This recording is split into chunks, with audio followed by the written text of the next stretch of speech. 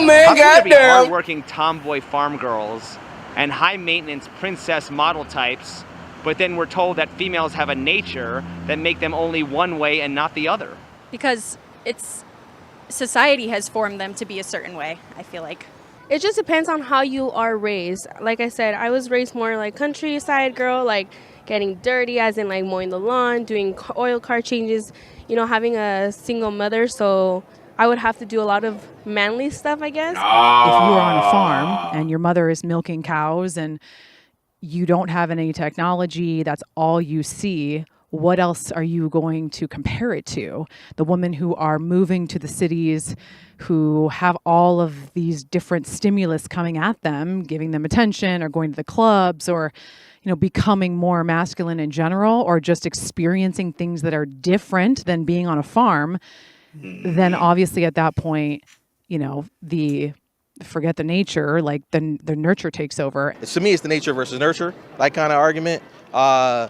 I think certain things are instilled in women and they are a certain way by nature. But I also think that the environment also creates certain types of things. Like if you take a farm girl who grew up with her daddy and her daddy's teaching her certain things, whatever, and she's going to be rough and tumble like that, but she'll still have certain attributes that all women have. And then vice versa for a woman that grew up in the city who may not had the father around, she'll just go towards what the streets tell her to do or what other women like put onto her. Let's say you have a mother who was single mother and doesn't want you to have the same fate that she did, and that wants you to continue to be independent and not be in a position where she was put in, then of course that's going to have an influence on the way that a daughter perceives her role and her feminine nature in life. I mean, again, if we are being raised by single mothers who struggled, they didn't want the same fate for us. So we're being raised, our nature might be to stay home, but our mothers did that and the consequences were great for them. So we were raised by a generation of women who the men left, and now we are dealing with the consequences. Hypergamy is...